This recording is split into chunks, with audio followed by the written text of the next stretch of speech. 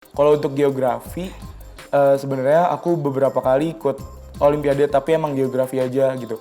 Aku tuh cita-cita mungkin, tapi aku nggak tahu ya takdirnya gimana. Tapi yang aku selalu cita-citakan itu tuh aku pengen banget jadi advokat.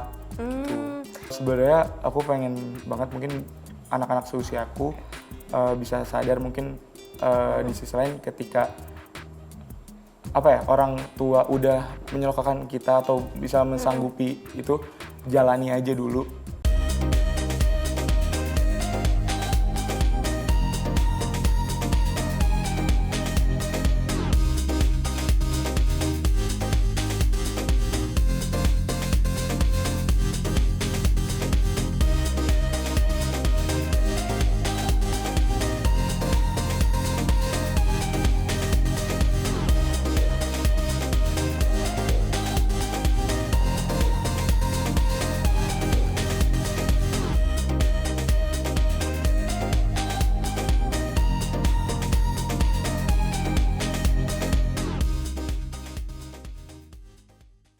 Hai bunda-bunda, apa kabarnya? Semoga sehat selalu ya. Senang sekali saya Zara Masid dapat menjumpai bunda-bunda kembali yang pasti di program kesayangan kita. Apalagi kalau bukan persembahan untuk bunda, bunda cerdas keluarga bahagia yang pastinya hanya di Mata Millennials Indonesia TV, matanya Indonesia. Dan pastinya selama 30 menit ke depan kami akan menyajikan informasi yang hangat, yang menarik disertai dengan narasumber yang pastinya luar biasa nih bun.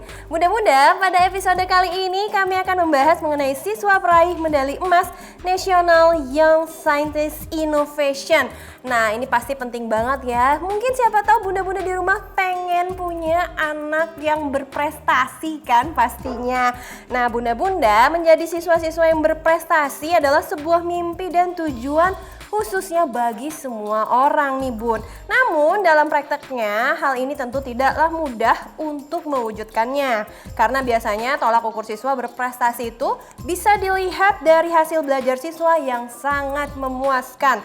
Misalnya dengan memperoleh nilai bagus atau meraih ranking di sekolah pastinya nih bun.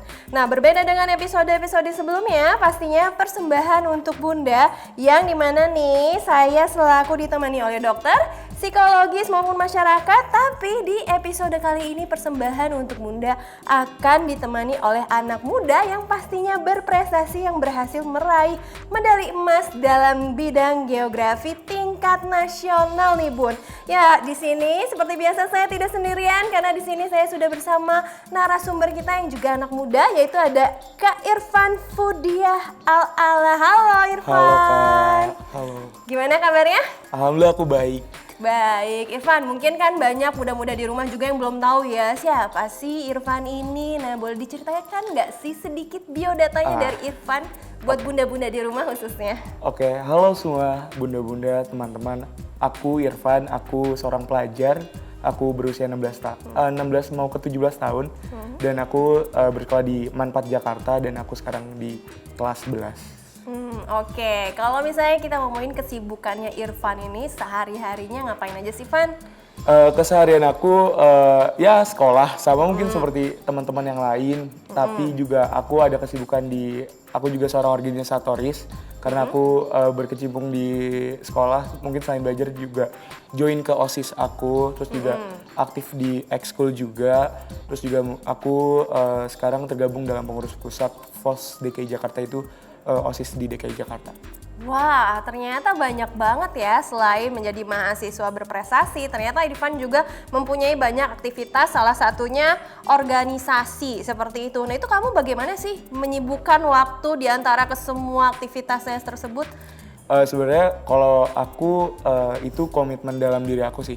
Kayak kalau aku, dan di sisi lain mungkin emang aku dari dulu emang suka banget buat bersosialisasi. Jadinya organisasi mungkin jadi wadah yang tepat buat aku ngembangin itu gitu. Jadi aku terjun ke dalam organisasi. Tapi kan kamu ikut organisasi iya. Di samping itu juga nilainya juga bagus-bagus, ditambah dapat penghargaan. Itu bagaimana sih belajarnya? Kan agak susah ya, nggak semua orang tuh bisa seperti itu. Nah, mungkin bisa diceritain nih, apalagi juga buat bunda-bunda di rumah yang pengen anaknya juga berprestasi tentunya. Kalau aku dari awal, ya tadi awal komit kepada diri sendiri bahwasannya aku juga adalah seorang pelajar, seorang anak juga yang berkewajiban untuk belajar. Terus juga selain komit aku juga sebenarnya antara organisasi sama belajar itu aku itu nggak memposisikan itu satu atau dua gitu, melainkan aku berusaha untuk menjalankan itu secara beriringan. Jadi benefit yang aku dapat dari keduanya pun ada banget di aku. Dan mungkin cara belajar aku sama mungkin sama seperti yang lain, mungkin ditambah lagi cara dari aku yang emang keras buat belajar aja sih. Yang paling penting motivasi dari Motivasi, diri bener sendiri banget. nih Bun. Anaknya juga harus niat nih kalau misalnya mau belajar, apalagi mau mendapatkan nilai yang bagus. Ditambah juga kalau misalnya mengikuti organisasi, kan kebanyakan banyak yang ngikutin organisasi tapi malah nilainya jeblok. Bener nggak sih Pan? Bener banget. Teman-teman banyak yang seperti itu Ya juga. mungkin aku juga pernah ada di fase itu mungkin. Nah terus bagaimana nih itu kamu buat bangkit lagi dan mendapatkan nilai bagus lagi? Caranya mungkin kalau aku ngelihatnya ada waktu di mana aku bisa memundurkan diri aku di, maksudnya kayak job misalnya pembagian tugas aku di organisasi aku rehatin dulu aja gitu, baru misalnya aku fokus ke dalam pelajaran dulu untuk, atau enggak misalnya aku tahu nih aku ada pertemuan atau apa, nah aku kebut dulu materi di sebelumnya dulu gitu, kayak gitu sih. Jadi kayak udah tercover dulu, jadi aku udah ada antisipasi dulu. Oh berarti kamu yang bisa memanage, mengontrol dan juga mempunyai time scheduling sendiri ya untuk mengatur itu semua gitu. Gimana kalau kamu mau dapat nilai bagus, ya berarti nggak semuanya organisasi kamu ikutin gitu, tapi tetap ada yang diikutin seperti itu ya. Van, tapi kan kamu kan mendapatkan penghargaan nih khususnya di bidang geografi. Emang kamu secinta itu sama geografi? Atau ada mata pelajaran lainkah yang kamu suka atau gimana sih? Sebenarnya aku tuh awal masuk SMA emang pengen nyoba, apalagi khususnya di bidang olimpiade gitu. Nah, apalagi aku di sini tuh masuk jurusan IPS. Dan rumpun atau mata pelajaran yang berkaitan dengan IPS itu salah satunya geografi, dan di situ yang dilombakan juga geografi gitu. Dan di situ aku lihat kayak aku masuk nih sama pelajaran ini gitu. Karena di situ mungkin selain kita yang tahu kita belajar tentang ilmu bumi atau atmosfer atau apapun itu, di situ kita ada belajar tentang misalnya kearifan lokal, terus juga masalah penduduk dan bonus demografi gitu. Dan itu kayak aku suka aja sih sama hal-hal yang sosial juga. Ada geografi itu ada sosialnya juga menurutku. Jadinya aku suka banget. Oh jadi menurut kamu tuh geografi udah mencakup semuanya ya. Tapi kalau kakak mah nggak suka. Tapi dari semua olimpiade, apakah memang kamu baru mengikuti olimpiade yang geografi ini atau sebelumnya udah pernah coba ikut geografi, maksudnya kayak mata pelajaran yang lain yang sudah diikut sertakan untuk olimpiade? Kalau untuk geografi, sebenarnya aku beberapa kali ikut olimpiade tapi emang geografi aja gitu. Dari kelas 10, aku pernah ikut OSN tingkat kota, namun mungkin karena baru kelas 10 ya, jadi kayak baru awalannya aku masih belum bisa lolos buat ke selanjutnya.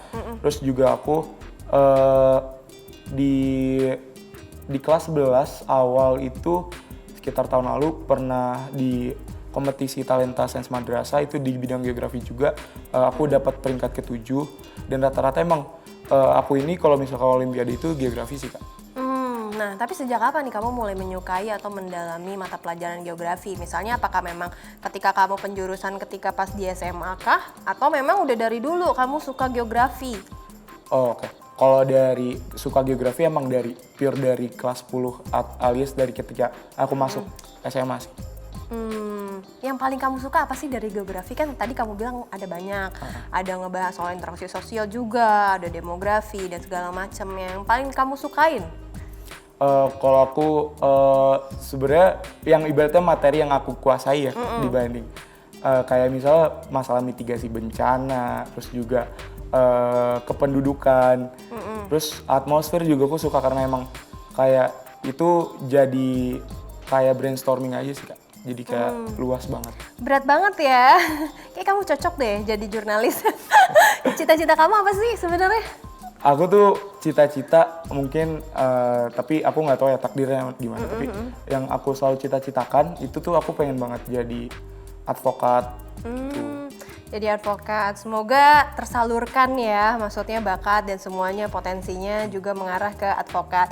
Nah tapi nih, kan kamu juga kan mendapatkan medali emas nasional Young Scientist Innovation, khususnya dalam bidang geografi, bahkan itu tingkatnya udah bukan cuman sewilayah, misalnya DKI, udah benar-benar senasional.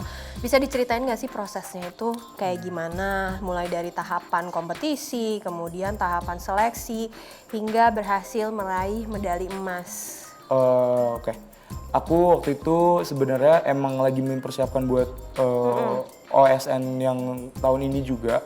Jadi sebenarnya itu sebagai pra OSN-nya gitu. Dan di situ aku prosesnya itu aku sebenarnya iseng-iseng buat nge-searching di apalagi di POSI. Aku tahu POSI itu kayak yaitu pelatihan Olimpiade Sains Indonesia. Jadi di sana juga suatu lembaga yang mungkin mendukung buat para siswa-siswanya buat mempersiapkan diri ke OSN juga. Dan di situ ternyata di National Young Scientist Innovation itu aku daftar. Nah di sana tahapan itu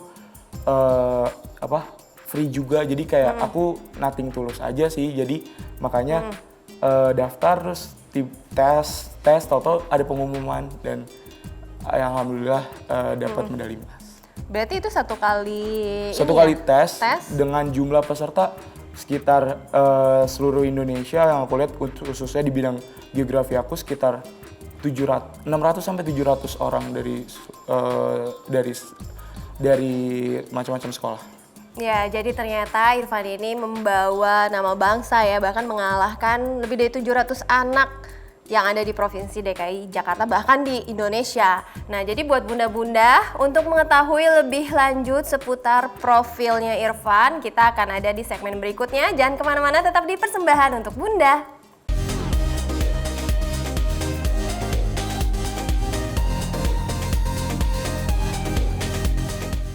Terima kasih Bunda masih menyaksikan Persembahan untuk Bunda dan masih bersama saya Zara Masid dan juga aku di sini Irfan. Halo semuanya. Iya.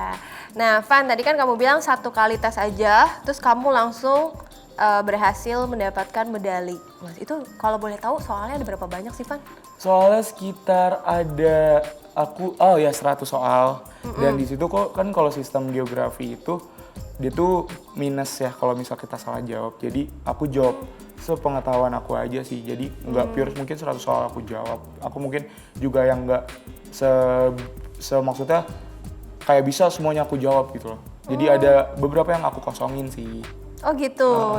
Jadi kalau misalnya salah dia langsung minus 1. Dan kalau di geografi itu kalau betul atau benar itu bernilai 3. Nah, proses tahapan dari kamu daftar sampai kamu meraih penghargaan itu berapa lama, Van? Waktu itu sekitar 2 sampai 3 minggu sih, Kak. Jadi kayak misalnya di minggu pertama itu lomba. Nah, di minggu berikutnya pengumumannya nih. Terus di minggu berikutnya awarding pengiriman sih, maksudnya nggak ada offline seremonial itu nggak ada. Jadi dikirim ke aku. Nah, pas ketika kamu, tadi kan kamu bilang kan sempat kalau kamu tuh daftar dulu lewat POSI kan. Nah, itu sebenarnya ada iniannya nggak sih, ada keterkaitannya juga nggak sih sama pihak sekolah, misalnya yang nyuruh kamu untuk daftar ke situ, atau misalnya pihak sekolah juga kayak turut serta juga gitu untuk mendukung, mensupport kamu untuk mengikuti ajang tersebut? Sekolah tentunya sangat nge-support banget ya untuk apalagi ikut serta lomba, bahkan gak cuma mungkin pos ini. Tapi kebetulan di yang lomba yang aku ikutin ini, aku sama sekali nggak bilang sama sekolah. Jadi kayak dari individu aku untuk kayak ya udah coba aja gitu. Terus aku nggak bilang ke sekolah dulu gitu loh kalau aku. Jadi pas udah tahu hasilnya baru aku kabarin ke sekolah dan respon sekolah juga positif. Dapat sesuatu nggak nih dari sekolah nih? Alhamdulillah dapat. Oh, dapat hadiah loh. Ya kan kebanggaan juga ya. Nah, kamu untuk preparationnya untuk menuju ke tahap yang diselenggarakan oleh POSI itu apa aja yang kamu lakukan? Kan itu kan sebentar kan tahapnya, aja cuma seminggu kamu langsung tes gitu pas ketika daftar. kamu belajar dulu segimana mungkin gitu, mungkin kerja kerasnya sampai kamu nggak tidur misalnya, itu gimana tuh? Waktu itu tuh berkaitan juga kan emang dari sekolah tuh emang support banget ya, apalagi mungkin dari olimpiadenya. Jadi tuh sebelum itu juga aku inget banget ada pelatihan dari sekolah sampai di asramain. Jadi kayak sekolah aku tuh ada asrama. Jadi untuk persiapan OSN, jadi mungkin agak sekalian dari lomba itu ya. Jadi aku dapat impact atau benefitnya lah. Jadi aku bisa lebih matang lagi di situ.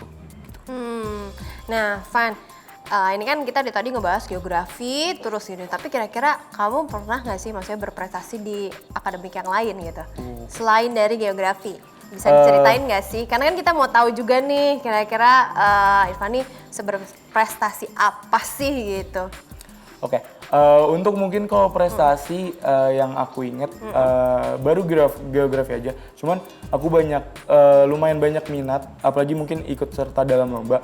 Karena aku tuh suka juga karena aku pernah juga ikut beberapa kompetisi dari lomba karya tulis ilmiah.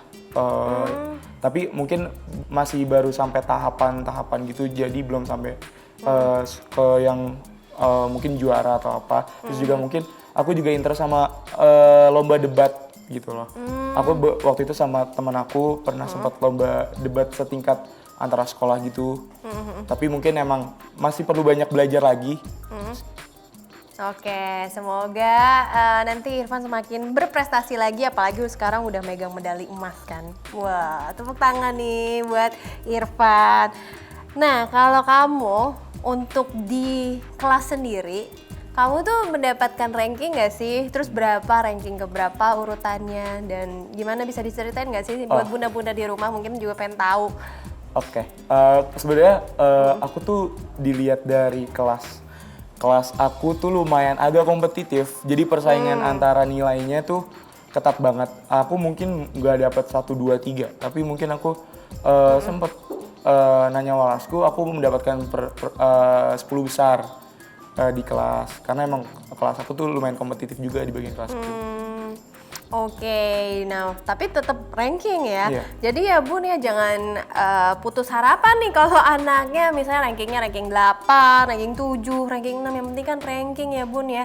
Apalagi justru harus disupport dengan memotivasi supaya anak tersebut bisa mendapatkan penghargaan. Bahkan bisa ada yang non akademik juga ya. Biasanya kan kalau di sekolah ataupun misalnya penghargaan seperti Irfan untuk mata pelajaran tertentu. Karena kan setiap anak beda-beda ya keinginannya, motivasinya. Misalnya aku pengen belajar matematika dulu atau pengen belajar bahasa Indonesia, kan ada perbedaan dari semua anak, jadi nggak bisa dibedain ya Bun ya.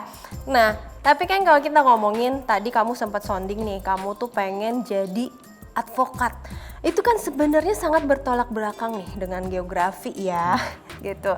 Kan bisa jadi mungkin jadi ahli geografi gitu. Kan banyak juga ya, maksudnya jurusan dari si geografi gitu. Kenapa kamu memilih untuk menjadi advokat? Gak tahu sih sebenarnya, awalnya tuh karena aku dari basic aku mungkin yang dari kecil emang suka bersosialisasi, terus juga suka banyak omong. Mungkin aku juga nggak tahu itu apakah keterkaitan itu mungkin sama advokat, tapi juga aku suka banget sama yang namanya dunia perpolitikan. Aku dari kecil mungkin kalau kata guru SD aku dari kecil mungkin teman-teman seusia aku nonton kartun atau nonton apa, kadang aku suka ikut aja misalnya nonton berita di TV gitu. Terus dan di situ aku tertarik sih buat kayak jadi advokat. Nah, yang menginspirasi kamu siapa sih? Misalnya pasti ada dong, misalnya kayaknya saya pengen kayak dia deh, kayaknya advokatnya bagus deh, apalagi khususnya dalam debat, dalam ngomongin politik, dalam ngomongin hukum, sosial, dan berbagai macam lainnya, ada nggak? Advokat, lembaga firma hukum sendiri sih, kalau misalnya advokat tuh kalau itu secara luas ya. Tapi kalau misalnya pengacara aku suka banget mungkin sama Hotman Paris, kayak gitu-gitu. Terus juga beberapa pengacara lainnya kayak siapa lagi ya? Yang aku ingat salah satu teman ayahku juga, salah satu teman aku itu tuh ayahnya juga seorang advokat, kalau nggak salah namanya Irman Putra Sidin. Dan aku sempat baca profilnya dan aku keren sih dia orangnya. Oh, langsung interest ya. Nah, berarti kan untuk mencakup ke situ kamu memerlukan materi atau course yang di luar dari mata pelajaran-pelajaran yang ada. Berarti kamu udah siap dong untuk menuju ke sana dari sekarang. Kan kamu sekarang udah kelas 2 nih. Sedikit lagi tahapan mau kuliah. Nah, apa preparationnya? Kalau preparationnya aku tuh selalu mungkin ekspektasi ya ada lah pasti, tapi aku pengen itu jalanin aja dulu karena apa yang aku jalani sekarang tuh mungkin gambaran nantinya. Jadi kayak aku nggak bisa juga memaksa untuk ke sana langsung. Jadi bagaimana aku berproses aja gitu sampai aku pantas buat ke sana. Yang penting selalu giat dan jangan pantang menyerah, ya Van ya. Nah, terus kira-kira nih Irfan sampai tahap sekarang khususnya di kelas 2 SMA, kamu ada nggak sih misalnya yang di dalam dunia pendidikan tuh yang kamu belum capai hingga saat ini? Kayak mungkin keinginan di dunia pendidikan gitu ya. Iya. Sebenarnya aku pengen banget mungkin anak-anak seusia aku bisa sadar mungkin di sisi lain ketika orang tua udah menyelokkan kita atau bisa mensanggupi itu, jalani aja dulu, tuntaskan kewajiban belajar kita. Terus juga di sisi lain aku tuh karena nanti tuh mungkin anak-anak seusiaku atau seusia kakak pun itu bakalan banyak gitu, persaingan juga bakalan banyak. Dan aku pengen semua anak, apalagi khususnya anak Indonesia bisa punya kesempatan buat berkembang di negerinya sendiri. Bagus banget sih keinginan dan harapan, dan itu juga semoga terjadi juga nih buat bunda-bunda. Pokoknya yang penting orang tua tuh harus tetap mensupport anaknya dan harus baik-baik juga pengajarannya. Tapi nih Bun, kita juga pengen tahu ya gimana sih orang tuanya tuh mendidik seorang Irfan hingga menjadi siswa yang berprestasi. Nah, kita akan break sebentar ya Van ya. Nanti selanjutnya akan ada di segmen berikutnya. Jadi buat bunda-bunda jangan kemana-mana, tetap di Persembahan untuk Bunda.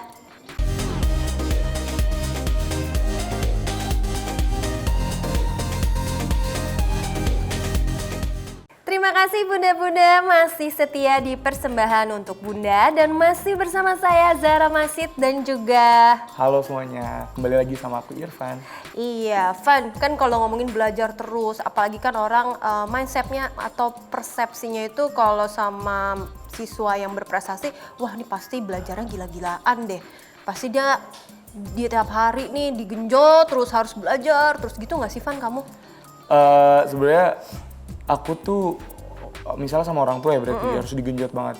Yang penting tuh kalau dari orang tua aku tuh dia selalu ngedukung aku selalu gitu. Masalah belajar itu dia menyerahin ke aku. Jadi balik lagi ke tanggung jawab aku buat ya belajar gitu. Jadi sebenarnya nggak ada paksaan buat aku terus-terusan belajar sih Kak.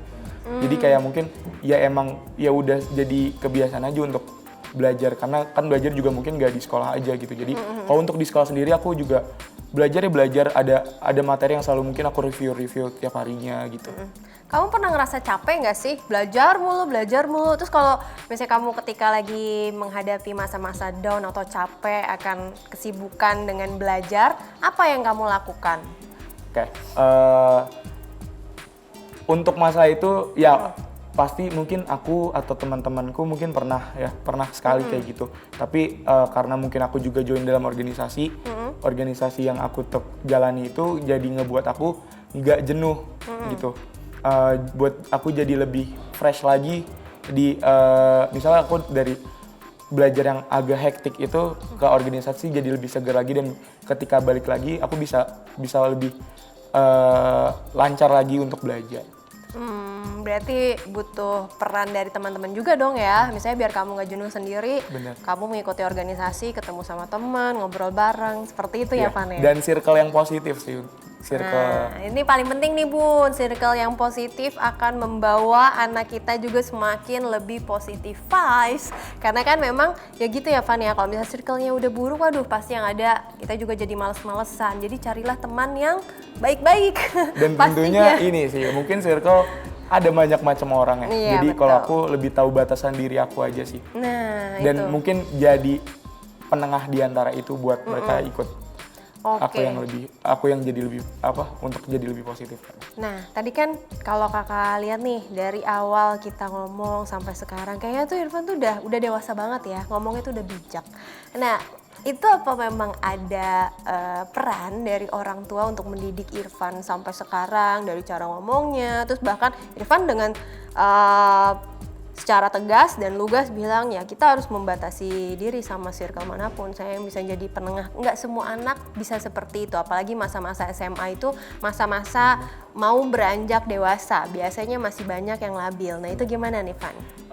Ya, kalau dari peran orang tua sendiri, mungkin orang tua tuh selalu ngebebasin aku dari aku kecil. Dalam artian dia nggak menekan aku harus kemana gitu, tapi dia lebih membebaskan. Dan orang tua aku tuh selalu bilang udah maju aja ke depan. Contohnya kayak dulu misalnya ketika aku kecil, aku misal hadir di pesta ulang tahun teman aku, dan itu kan bisa ada games gitu ya. Dan itu tuh aku ingat banget orang tua aku tuh bilang kayak udah maju aja nggak apa-apa, berani, dan selalu diapresiasi gitu loh misalnya ketika maju. Dan mungkin jadi suatu kebanggaan kalau aku bisa maju. Dan mungkin kalau soal ngobrol, soal aku bisa berbicara di depan umum juga ada andil dari aku berorganisasi juga sih. Berarti dari pihak internalnya dari keluarga, support sistemnya, dan dari eksternalnya juga dari organisasi ya Van. Jadi semuanya berkesinambungan nih, beriringan satu sama lain. Nah boleh dicoba nih mungkin buat bunda-bunda di rumah, misalnya anaknya pengen jadi berprestasi, ya berarti kan tadi orang tuanya Irfan juga cuma mensupport aja, yang penting harus berani dan tidak memaksa ya Van ya. Asal tahu tanggung jawab aja sih. Dan Jadi mungkin kan bunda-bunda beranggapan bahwasannya akademik yang lebih dipentingkan, misalnya pendidikan, memang. Tapi kadang ada beberapa anak yang mungkin jalannya tidak ke situ, tapi lebih diarahkan lagi aja sih. Kayak misalnya kadang orang tuh bilang itu nggak baik buat ke arah, buat ibaratnya kita lagi di masa belajar, kayak udah fokus belajar aja, nggak usah ke yang lain-lain dulu gitu. Oke, mungkin itu baik, tapi dari si anak ini kayak itunya di luar dari pendidikan, mungkin bisa dikasih izin dan dikasih support sih. Support sih emang penting banget. Yang paling penting adalah yang nomor satu, support. Karena kalau nggak ada support, yang ada gimana anak bisa maju. Betul. Kan ya Van ya, yang ada malah nggak terselesaikan menjalankan aktivitasnya seperti itu. Van, tadi kan kamu bilang dia dari orang tua juga ngasih support, ngasih apresiasi gitu. Nah, apalagi kan kamu terakhir nih dapet medali kan. Mama sama papa gimana ngasih apresiasinya sama kamu?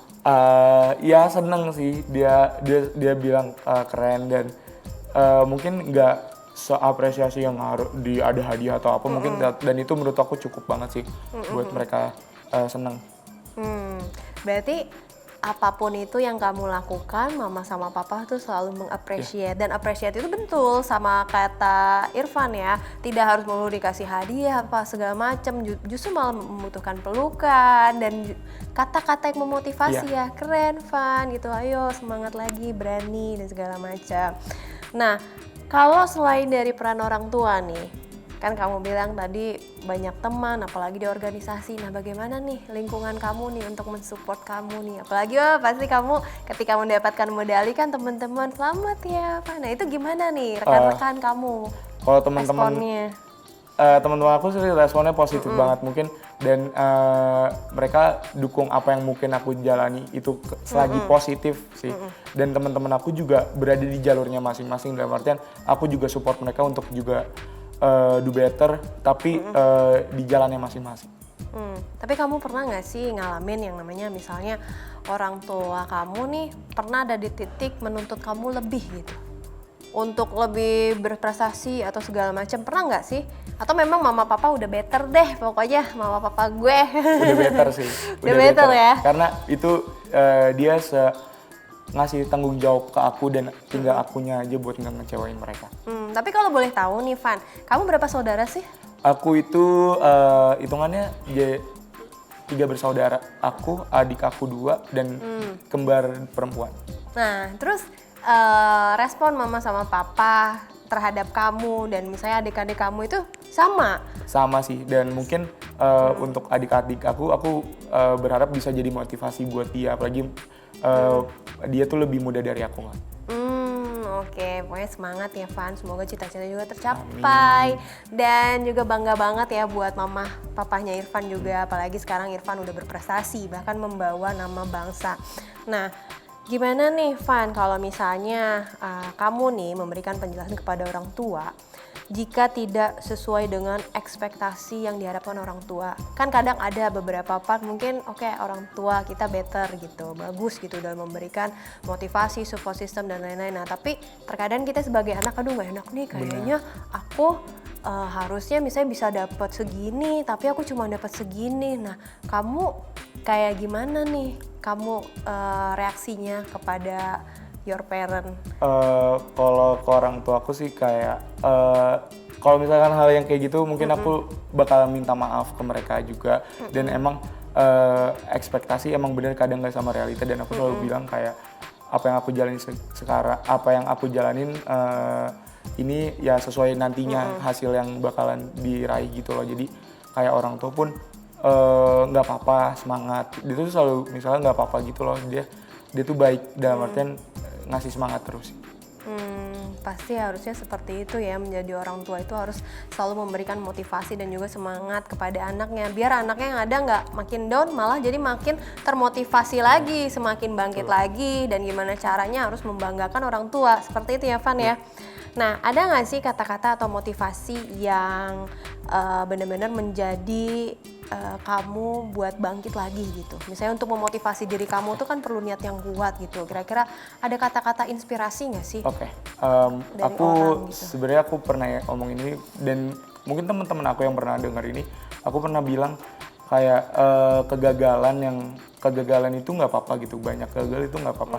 Karena aku berpikir bahwasannya orang yang berpengalaman itu dia bisa punya pengalaman karena dia selalu mencoba kesempatan yang ada gitu. Jadi menurut aku jangan sia-siain kesempatan yang ada, selagi masih bisa, coba, gagal nggak apa-apa karena hasilnya nanti bakal kelihatan. Iya, gagal coba lagi, bukannya gagal malah makin down ya Van ya. Nah, boleh berikan pesan nggak sih untuk pelajar-pelajar khususnya di luaran sana supaya tetap semangat belajar dan juga tidak malas-malasan, apalagi kan sekarang dampak efek gadget ya Van ya. Nah itu coba bisa dikasih motivasi kepada teman-temannya juga mungkin. Kalau aku sih lebih ke ketika kita udah dikasih tanggung jawab untuk belajar, maka tuntaskanlah.